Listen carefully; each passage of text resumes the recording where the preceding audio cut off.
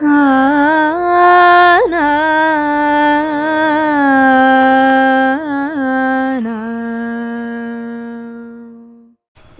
Guruvayur devotees ഓൺലൈനിലേക്ക് ഒരിക്കൽ കൂടി സ്വാഗതം. സവിതയാണ് കേട്ടോ. ഇന്നൊരു കഥ പറയാനാണ് വന്നത്. കുറേ കാലമായിട്ട് കഥയൊന്നും പറഞ്ഞിട്ടില്ല. അപ്പോൾ ഇന്നൊരു കഥ പറയാമെന്ന് വിചാരിക്കുന്നു. സ്വരൂപ് എന്നൊരു ഭക്തൻ ചോദിച്ചിരുന്നു കേട്ടോ, നാരായണീയം രചിക്കാനുണ്ടായ സാഹചര്യത്തിനെ കുറിച്ച് പറയാനായിട്ട്. എല്ലാവർക്കും അറിയണ കഥ തന്നെയാണ്, കുഞ്ഞി കഥയാണ്. അപ്പോൾ അത് തന്നെ വേഗം പറഞ്ഞു പോകാമെന്ന് വിചാരിച്ചു. ഞാനിതിനു മുമ്പ് ഞാൻ തന്നെ പറഞ്ഞിട്ടുണ്ടേനും, എന്നാലും പറയാണ് കേട്ടോ. തെറ്റുകളെല്ലാം ക്ഷമിക്കുന്നു വിചാരിച്ചുകൊണ്ട് തുടങ്ങുകയാണ്. ഇവിടെ ഒരു ധനുമാസം 1-ാം തീയതി ഭഗവതി അമ്മയുടെ, അതായത് എടത്തരികത്തുകാവിൽ അമ്മയുടെ താലപ്പൊലിയോടനുബന്ധിച്ച് അവിടെ അമ്മയ്ക്ക് കളയെഴുതിപ്പാട്ടുണ്ട് കേട്ടോ. ആ കളയെഴുതിപ്പാട്ടിൻ്റെ കാലം ഏകദേശം 425 വർഷത്തിലും മേലെ ആയിട്ടുണ്ട് കേട്ടോ. ഈ ഒരു സംഭവം നടക്കുന്ന സമയത്ത് അവിടെ നമ്മുടെ ഈ ഉണ്ണികൃഷ്ണൻ ശ്രീലകത്ത് മാത്രമല്ല എന്നാണ് ആചാര്യന്മാർ പറയുന്നത്, എല്ലായിടത്തും ഓടിക്കളിക്കുന്നുണ്ട്. അത് നമുക്ക് എല്ലാവർക്കും അനുഭവം ഉള്ളത് തന്നെയല്ലേ. ഗുരുവായൂരിൻ്റെ ഒരു മണ്ണിലേക്ക് നമ്മൾ കാലെടുത്ത് വെക്കുമ്പോൾ തന്നെ നമുക്ക് ആ ഒരു മനസ്സിൽ എന്തെന്നറിയാത്ത, അല്ലെങ്കിൽ എങ്ങനെയാ എക്സ്പ്രസ് ചെയ്യേണ്ടതെന്ന് അറിയാത്തൊരു സന്തോഷം നമ്മുടെ ഉള്ളിൽ ഇങ്ങനെ വരാറുണ്ടല്ലേ. അത് ഭഗവാൻ എല്ലായിടത്തും നിറഞ്ഞു നിൽക്കുന്നത് കൊണ്ട് തന്നെയാണെന്നാണ് പറയണത്. അപ്പോൾ ഒരിക്കൽ ഉണ്ണികൃഷ്ണൻ നാലമ്പലത്തിനകത്ത് നിന്ന് പുറത്തേക്ക് ഇറങ്ങിയിട്ട് ഈ കളയെഴുതിപ്പാട്ടിൻ്റെ അവിടെ പോയി നിൽക്കുകയാണ് കേട്ടോ. ചെറിയ ഉണ്ണികൃഷ്ണനാണ്, ഏകദേശം ഒരു 3.5-4 വയസ്സ് പ്രായമേ ഉണ്ടാവുള്ളൂ. ആ ഉണ്ണികൃഷ്ണൻ കേരളീയമായ രീതിയിൽ വേഷവിധാനങ്ങളെല്ലാം ചെയ്ത്, അതായത് ഒരു കുഞ്ഞി കസവ് മുണ്ടൊക്കെ ഉടുത്ത് മുടിയൊക്കെ യശോദമ്മ നേരെയാക്കി കെട്ടി വെച്ചിട്ടുള്ള പോലെ മേൽശാന്തി അമ്മയും നന്നായിട്ട് ഒരുക്കി നിർത്തിയിട്ടുള്ള ഉണ്ണികൃഷ്ണനാണ്. 2 കൈയും ഇങ്ങനെ താടിക്ക് കൊടുത്തുകൊണ്ടാണ് ആ ഉണ്ണികൃഷ്ണൻ നിൽക്കുന്നത് കേട്ടോ. എങ്ങനെ, ആ ഭഗവതി കേട്ടിലെ വാതിൽ മാടത്തിൽ ഭഗവാൻ കളയെഴുതിപ്പാട്ട് പാടുന്നത് കണ്ടുകൊണ്ടാണ് നന്നായിട്ട് നിൽക്കുകയാണ്. ആ സമയത്ത് കുറേ കുട്ടികൾ അവിടെ നിൽക്കുന്നുണ്ട് കേട്ടോ. ഇതേ പ്രായത്തിലുള്ള കുറേ കുട്ടികൾ അവിടെ നിൽക്കുന്നുണ്ട്. ആ സമയത്താണ് ഭഗവാനും അവിടെ നിൽക്കുന്നത്. ഭഗവാൻ ഈ കളത്തിലേക്ക് നോക്കി, ഒപ്പം തന്നെ ഈ ചെറിയ കുട്ടികളെ, അവിടെ നിൽക്കുന്ന ചെറിയ കുട്ടികളെ നോക്കി. ഇവരുടെയൊക്കെ മുഖത്തേക്കാണ് ഭഗവാൻ ഇങ്ങനെ ശ്രദ്ധിച്ചുകൊണ്ടിരിക്കുന്നത്. അതെന്താ കാരണം എന്ന് വെച്ചാൽ, ഭഗവതി അമ്മയുടെ ആ ഒരു കളം വളരെ എന്താ പറയുക, പേടിപ്പെടുത്തുന്ന തരത്തിലുള്ള കളമാണത്രേ വരച്ചുകൊണ്ടിരിക്കുന്നത്. ദാരികവധം കഴിഞ്ഞിട്ടുള്ള ആ ഭഗവതി അമ്മയുടെ ഉഗ്രരൂപമാണ് അവിടെ കളത്തിൽ നിറഞ്ഞുകൊണ്ടിരിക്കുന്നത്. ഇത് കണ്ടിട്ട് എന്തേ ഈ കുട്ടികൾക്കൊന്നും പേടിയാവാത്തതെന്നാണ് അത്രേ ഉണ്ണികൃഷ്ണൻ ആലോചിച്ചത്. ദംഷ്ട്രയൊക്കെ കാണുന്നുണ്ട്, ഭഗവതി അമ്മയുടെ ഉഗ്രരൂപം കണ്ണ് രണ്ടും വളരെ വലുതായിട്ട് അങ്ങനെയൊക്കെയാണ് കാണുന്നത്. അത് കണ്ടിട്ടും ഈ കുട്ടികൾക്ക് എന്താ ഇങ്ങനെ പേടിയാവാത്തതെന്ന് ഭഗവാൻ ഇടയ്ക്കിടയ്ക്ക് അവരുടെ മുഖത്തേക്ക് ഇങ്ങനെ നോക്കുന്നുണ്ട് അത്രേ. ഭഗവാൻ അപ്പം വിചാരിക്കുക തന്നെ ചെയ്തു അത്രേ, ഈ ഭഗവതിയമ്മ എങ്ങനെയായാലും സുന്ദരിയാണ് എന്നാണ് തോന്നണേ. നല്ല കോപത്തിലിരിക്കുന്ന സമയത്തും ഭഗവതി അമ്മയുടെ മുഖത്തിന് വല്ലാത്തൊരു എന്തോ ഒരു ആകർഷണീയത തോന്നുന്നുണ്ടായിരിക്കാം ഈ കുഞ്ഞുങ്ങളുടെ മനസ്സിൽ പോലും. എന്നാൽ ഞാനൊന്ന് ഈ ഒരു ദംഷ്ട്ര നീട്ടുണ്ടായ സമയത്ത് അവിടെ 7 അയലത്തെ ഒരു കുട്ടി പോലും വന്നില്ല എന്നാണ് പറയണേ, നരസിംഹമൂർത്തിയായിട്ടേ. അപ്പം എനിക്കാണ് ഈ പല്ലൊന്നും തുറപ്പിക്കാൻ പാടില്ലാത്തത് അല്ലേ എന്നൊക്കെ ഭഗവാൻ മനസ്സിൽ വിചാരിച്ചുകൊണ്ട് നിൽക്കുകയാണ് അത്രേ. ആ സമയത്ത് ഒരു ഭക്തൻ വന്നിട്ട് ഭഗവതി അമ്മയുടെ വളരെ മനോഹരമായിട്ടുള്ള ഒരു ശ്ലോകം ചൊല്ലി ഭഗവതി അമ്മയെ ദീർഘദണ്ഡം നമസ്കരിച്ചുകൊണ്ട് പോവുകയാണ് അത്രേ. ഇത് കേട്ടു ഉണ്ണികൃഷ്ണൻ. ഈ ചെറിയ കുട്ടികൾക്കേ മറ്റുള്ള ആളുകളുടെ കയ്യിൽ, മറ്റു കുട്ടികളുടെ കയ്യിൽ നല്ല കളിപ്പാട്ടങ്ങൾ കണ്ടാൽ, നല്ല കൗതുകകരമായ വസ്തുക്കൾ കണ്ടാൽ, നല്ല ഉടുപ്പുകൾ കണ്ടാലൊക്കെ വേണം എന്ന് തോന്നുന്നൊരു സ്വഭാവം ഉണ്ടല്ലേ. അപ്പോൾ അച്ഛനമ്മമാരോട് ഓടിപ്പോയി ചോദിക്കും, അവനുണ്ടല്ലോ എനിക്കില്ലല്ലോ, എനിക്കും കൂടി വാങ്ങിത്തരണം എന്നൊക്കെ പറയുന്നൊരു സ്വഭാവം നമ്മുടെ കുട്ടികൾക്ക്, നമ്മുടെ ഗൃഹങ്ങളിലെ കുട്ടികൾക്ക് എപ്പോഴും ഉള്ളത് തന്നെയാലേ. അപ്പോൾ ഭഗവാന് തോന്നിയത്രേ, എനിക്കെത്ര ഭംഗിയുള്ള ഒരു ശ്ലോകം എന്നെ സ്തുതിക്കാനുണ്ടായില്ലല്ലോ എന്ന്. ഭഗവാൻ നേരെ ഭഗവതിയമ്മയുടെ ആ ശ്രീലകത്തേക്ക് കയറി ചെന്നുത്രേ. ഭഗവതിയമ്മ പരിഭ്രമിച്ച് എഴുന്നേൽക്കുക തന്നെ ചെയ്തു. കാരണം ഭഗവാൻ ആകെ വർഷത്തിലൊരു ദിവസം, അതായത് ആറാട്ടിൻ്റെ ദിവസം മാത്രമാണ് ഭഗവതിയമ്മയുടെ ആ ഒരു ശ്രീലകത്തേക്ക് വരുന്നത്. അത് ഉച്ചപൂജയുടെ സമയത്ത് ഭഗവാനും ഭഗവതിയമ്മയ്ക്കും ഒന്ന് ഒരുമിച്ചാണ് ഉച്ചപൂജ എന്നുള്ളതാണ്. അത് ആറാട്ട് കഴിഞ്ഞിട്ടാണ്. അങ്ങനെയൊക്കെയാണല്ലോ പതിവ്. അപ്പോൾ ഭഗവാന് ഒരു കാരണവും ഇല്ലാതെ എങ്ങനെ വരില്ല എന്ന് ഭഗവതിയമ്മയ്ക്ക് അറിയാം. ഭഗവതിയമ്മ പരിഭ്രമിച്ച് എഴുന്നേറ്റപ്പോൾ, പരിഭ്രമിക്കൊന്നും വേണ്ട, ഇപ്പോൾ ഇവിടെ ഈ ഭക്തൻ ചൊല്ലി നമസ്കരിച്ച ആ ഒരു ശ്ലോകം ഉണ്ടല്ലോ, അത് ഏതിലെ ശ്ലോകമാണെന്ന് ചോദിച്ചു അത്രേ. അത് സൗന്ദര്യലഹരിയിലെ ശ്ലോകമാണ് ഭഗവാനി എന്ന് പറഞ്ഞു. സൗന്ദര്യലഹരിയിലെ ശ്ലോകം കേൾക്കാൻ വളരെ സൗന്ദര്യമുള്ള ശ്ലോകം തന്നെയാണ് എന്നാണ് അപ്പോൾ ഭഗവാൻ പറഞ്ഞത്. അത് ആരാലാണ് രചിക്കപ്പെട്ടത് എന്നാണ് അടുത്ത ചോദ്യം. അത് ശങ്കരാചാര്യരാണ് രചിച്ചത്. എനിക്കും ഇപ്പോൾ ഇങ്ങനെ ഒരു ശ്ലോകം വേണം, ശങ്കരാചാര്യരോട് പറയാം ഇല്ലേ എന്ന് ചോദിച്ചു അത്രേ. ഭഗവതി അമ്മ പറഞ്ഞു അത്രേ, അതിപ്പോൾ എന്നെ കൊണ്ടുപോലും സാധിക്കാത്ത കാര്യമാണല്ലോ ഭഗവാനേന്ന്. അതെന്താ അങ്ങനെയെന്ന് ചോദിച്ചപ്പോൾ പറഞ്ഞു അത്രേ, അല്ല അദ്ദേഹം സമാധിയായിട്ട് വർഷം അനേകം കഴിഞ്ഞിരിക്കുന്നു, അപ്പോൾ അവിടെ നിന്ന് ഇനി അദ്ദേഹത്തിനെ ഈ ഒരു ശ്ലോകം എഴുതാൻ വേണ്ടിയിട്ട് തിരിച്ചു കൊണ്ടുവരൽ സാധ്യമല്ലല്ലോ എന്നാണ് ഭഗവതി അമ്മ പറഞ്ഞത് എന്നാ. അപ്പോൾ ഭഗവാന് വല്ലാത്ത നിരാശയായിത്രേ. കാരണം ഇവിടെ അദ്ദേഹം അനേക കാലം താമസിച്ച് ഭജിച്ച് ഭഗവാന്റെ എല്ലാ പൂജാതി കർമ്മങ്ങളുടെയും ക്രമങ്ങൾ എല്ലാം ചിട്ടപ്പെടുത്തിയത് ആ ശങ്കരാചാര്യരാണ് കേട്ടോ.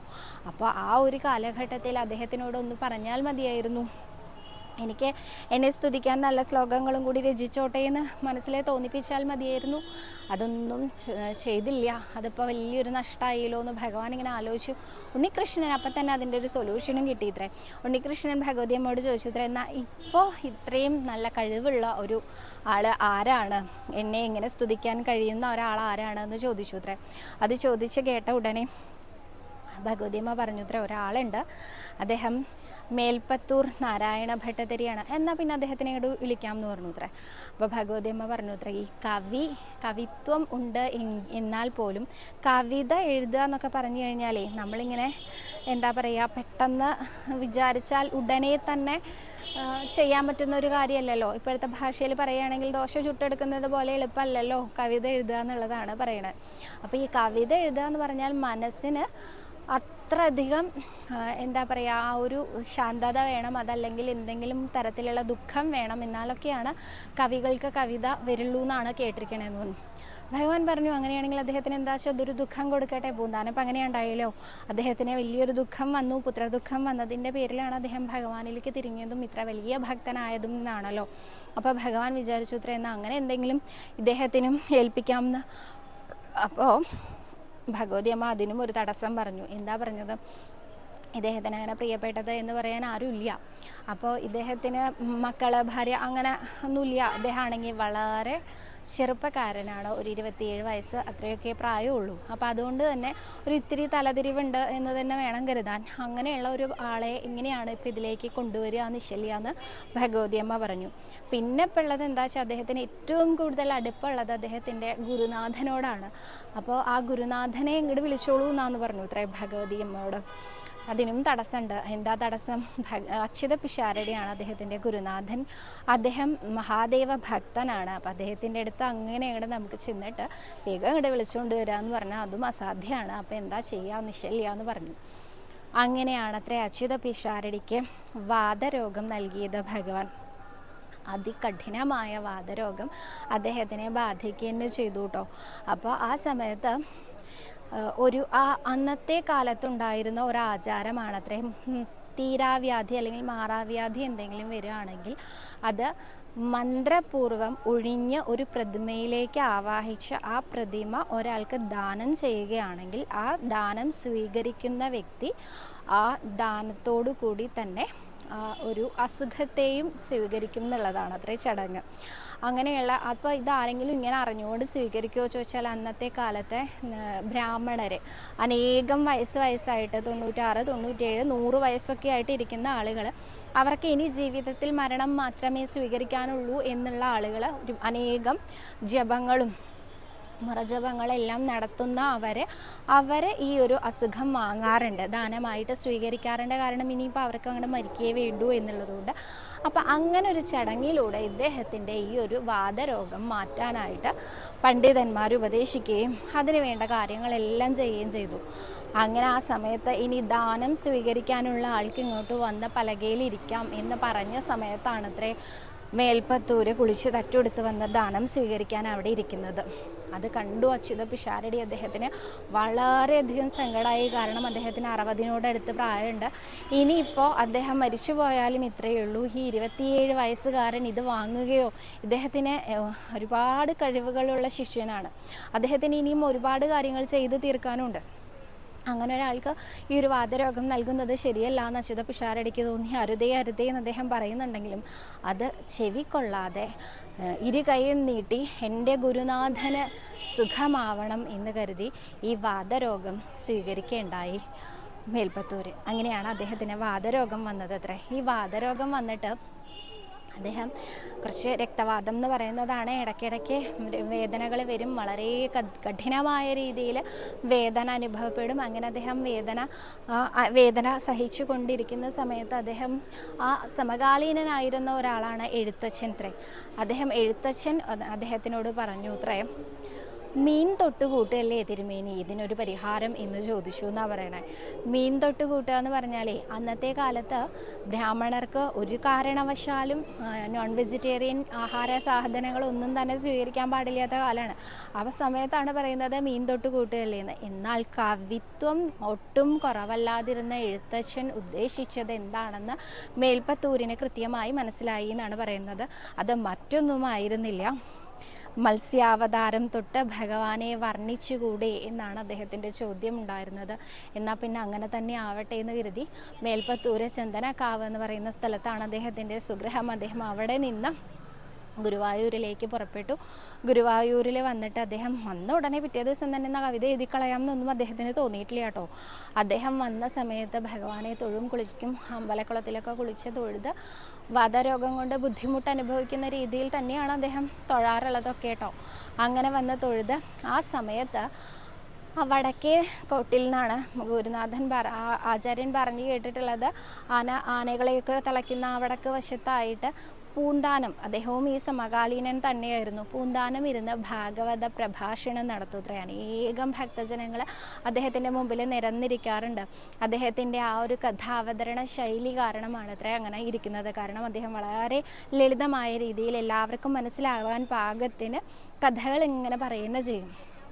അപ്പോൾ അത് കേൾക്കാൻ വേണ്ടിയിട്ട് ഭഗവാൻ പൂന്താനത്തിൻ്റെ ആ ഒരു ഭക്തി നിർഭരമായ രീതിയിലുള്ള അവതരണം കേൾക്കാൻ വേണ്ടിയിട്ട് അനേകം ഭക്തജനങ്ങൾ മുന്നിലിരിക്കുകയും ചെയ്യും. പക്ഷേ മേൽപ്പത്തൂരിന് അങ്ങനെ ഓടിച്ചെന്നിരിക്കാനൊന്നും സാധിക്കില്ല കേട്ടോ. രക്തവാദത്തിൻ്റെ ഒരു ബുദ്ധിമുട്ടുള്ളത് കൊണ്ട് അദ്ദേഹം വടക്ക് വശത്തേക്ക് മാറി നിന്ന് ഇതൊക്കെ ഒന്ന് ശ്രദ്ധിക്കാറുണ്ട്. എന്താണ് അദ്ദേഹം പറയുന്നത്, എങ്ങനെയാണ് അദ്ദേഹം പറയുന്നത് എന്നുള്ളതൊക്കെ ശ്രദ്ധിക്കാറുണ്ട്. അങ്ങനെ ഒരു ദിവസം പൂന്താനം പറയുകയാണ് അത്രേ, ഭഗവാന് നമ്മുടെ കയ്യിലുള്ള എന്ത് വസ്തുവാണോ നമുക്ക് ഏറ്റവും പ്രിയപ്പെട്ട വസ്തു ഭഗവാനെ കൊണ്ടുപോയി സമർപ്പിച്ചോളൂ എന്ന് പൂന്താനം പറയുന്നത് കേട്ടു അത്രേ. അപ്പോൾ ആചാര്യൻ അനുസ്മരിക്കാറുണ്ട്, പൂന്താനമാണത്രേ ഇവിടത്തെ ഈ ഗുരുവായൂരിൻ്റെ വൈവിധ്യമാർന്ന ഈ ഒരു വഴിപാട് സമ്പ്രദായങ്ങൾ ഉണ്ടാക്കിയിരിക്കുക പൂന്താനം തന്നെയായിരിക്കും. കാരണം എന്താ വെച്ചാൽ നമ്മുടെ കയ്യിൽ എന്താണോ ഉള്ളത്, നമുക്ക് പ്രിയപ്പെട്ടത് എന്താണോ അത് ഭഗവാന് കൊണ്ടുപോയി സമർപ്പിക്കൂ എന്ന് അദ്ദേഹം പറയുന്നത് കേട്ടിട്ടാണ് അത്രേ ആളുകൾ ഓരോ സാധനങ്ങൾ ഭഗവാന് കൊണ്ടുപോയി കൊടുക്കാൻ തുടങ്ങിയത്. ഇന്നും ഈ 400 വർഷങ്ങൾക്കിപ്പുറവും നമുക്ക് നോക്കിയാൽ കാണാം ഗുരുവായൂരപ്പൻ്റെ ആ കൊടിമരത്തിൻ്റെ ചുവട്ടിൽ മത്തങ്ങ, ചേന, കുമ്പളങ്ങ, അതുപോലെയുള്ള പഴക്കൊല, അനവധി സാധനങ്ങൾ അവിടെ ഉണ്ടാവും ഭഗവാന്. ചായപ്പൊടി, പഞ്ചസാര, പേസ്റ്റ്, ഉമിക്കിരി, അങ്ങനെ എല്ലാ സാധനങ്ങളും ഭഗവാന് അവിടെ ഉണ്ടായിരിക്കും. അതെങ്ങനെയാണ്, എത്ര ഭഗവാന്റെ ക്ഷേത്രങ്ങളുണ്ട്, ശ്രീകൃഷ്ണ ക്ഷേത്രങ്ങളുണ്ട് അല്ലേ, അവിടെയൊന്നും ഇങ്ങനെ വൈവിധ്യമാർന്ന രീതിയിൽ ഭഗവാനെ ഓരോന്ന് കൊണ്ടുപോയി സമർപ്പിക്കുന്നത് കണ്ടിട്ടില്ല അല്ലേ.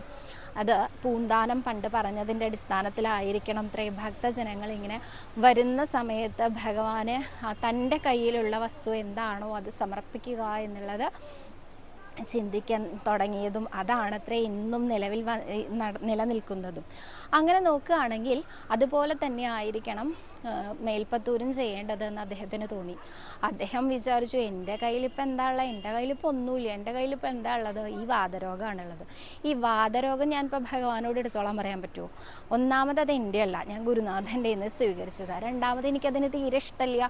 ഇഷ്ടമുള്ളത് എന്തെങ്കിലും കൊടുക്കണം എന്നാണല്ലോ പറഞ്ഞത്, എനിക്കതിനെ തീരെ ഇഷ്ടമില്ല. അപ്പോൾ പിന്നെ അതും കൊടുക്കാൻ വയ്യ. പിന്നെ ഇപ്പം ഞാൻ എന്താ ഭഗവാന് കൊടുക്കുക? അദ്ദേഹം സ്വയം ആലോചിച്ചു. അപ്പോഴാണ് അദ്ദേഹത്തിന് തോന്നിയത് അത്രേ, എനിക്ക് ലേശം കവിത്വം ഉണ്ടല്ലോ, ആ കവിത്വം വെച്ച് ഭഗവാനെ ഏതെങ്കിലും തരത്തിൽ എന്നാലാവുന്ന വിധം സ്തുതിച്ചാൽ തിരക്കേടില്ലല്ലോ എന്ന്. അങ്ങനെ പിറ്റേ ദിവസം തൊട്ടാണത്രേ അദ്ദേഹം കുളിച്ചു വന്ന് ആ വാതിൽ മാടത്തിൽ, ഇന്നും അവിടെ വിളക്ക് വെച്ചിട്ടുണ്ട് കേട്ടോ, ആ വാതിൽ മാടത്തിൽ ഇരുന്നിട്ട് കാല് നീട്ടി വെച്ചിരുന്ന് അദ്ദേഹം ഓരോ സ്തുതികളായിട്ട് ഭഗവാന് സമർപ്പിക്കാൻ തുടങ്ങിയത്. അദ്ദേഹം ഇത് അങ്ങനെയാണ് അത്രേ 100 ദിവസം കൊണ്ടാണ് അദ്ദേഹം 100 ദശകങ്ങൾ എഴുതി ഭഗവാന് സമർപ്പിച്ചത്. എന്നാണ് സമർപ്പിച്ചത് എന്നറിയോ? വൃശ്ചിക മാസം 28-ാം തീയതിയാണ് അത്രേ ഭഗവാന്റെ മുമ്പിൽ ഈ ഒരു നാരായണീയം സമർപ്പിച്ചത്. അപ്പോൾ ഒന്ന് ആലോചിച്ചു, ധനുമാസം 1-ാം തീയതിയാണ് ഭഗവാൻ ഇങ്ങനെ ഒരു ആഗ്രഹം തോന്നിയത്.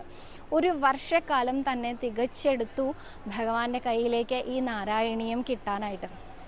അപ്പോൾ ഒരു വർഷം ഭഗവാൻ പോലും അദ്ദേഹത്തിൻ്റെ ആഗ്രഹത്തിനായിട്ട് കാത്തിരുന്നു എന്ന് പറയുമ്പോൾ നമ്മളൊക്കെ എത്ര കാലം വേണമെങ്കിലും കാത്തിരിക്കാൻ തയ്യാറാവേണ്ടതല്ലേ? കഴിഞ്ഞ ദിവസം എന്നോടൊരു ഭക്ത ചോദിച്ചു, ഞാൻ വഴിപാട് ചീട്ടാക്കി മോളെ, എനിക്കതിൻ്റെ ഒരു ഫലം കാണുന്നില്ലല്ലോ എന്ന്. ഇന്നലെ വഴിപാട് ചീട്ടാക്കിയിട്ട് ഇന്ന് അതിൻ്റെ ഫലം കാണുന്നില്ല എന്നാണ് ആ അമ്മ പറയുന്നത്. അപ്പോൾ ഒന്ന് ആലോചിച്ച് നോക്കൂ, നമ്മളും ഭഗവാനും തമ്മിലുള്ള വ്യത്യാസം. ഭഗവാൻ സാക്ഷാൽ ശ്രീ ഗുരുവായൂരപ്പന് നിമിഷ നേരം കൊണ്ട് എന്തും നടത്താൻ സാധിക്കുന്ന ശ്രീ ഗുരുവായൂരപ്പൻ അദ്ദേഹത്തിൻ്റെ പ്രിയപ്പെട്ട ആ ഒരു നാരായണീയം അദ്ദേഹത്തിൻ്റെ കയ്യിലേക്ക് കിട്ടാൻ ഒരു വർഷമാണ് കാത്തിരുന്നത്. അപ്പോൾ അതൊക്കെ നേരെയാക്കി, അതൊക്കെ അതിൻ്റെ രീതിയിലെത്തിക്കാൻ. അപ്പോൾ നമുക്കും ഇതുപോലെ അനേകം ആഗ്രഹങ്ങൾ ഉണ്ടായിരിക്കാം. ആ ആഗ്രഹങ്ങൾ ഭഗവാനോട് ഇന്ന് പറഞ്ഞ് നാളെ തന്നെ തരുന്നില്ല കേട്ടോ ഭഗവാൻ.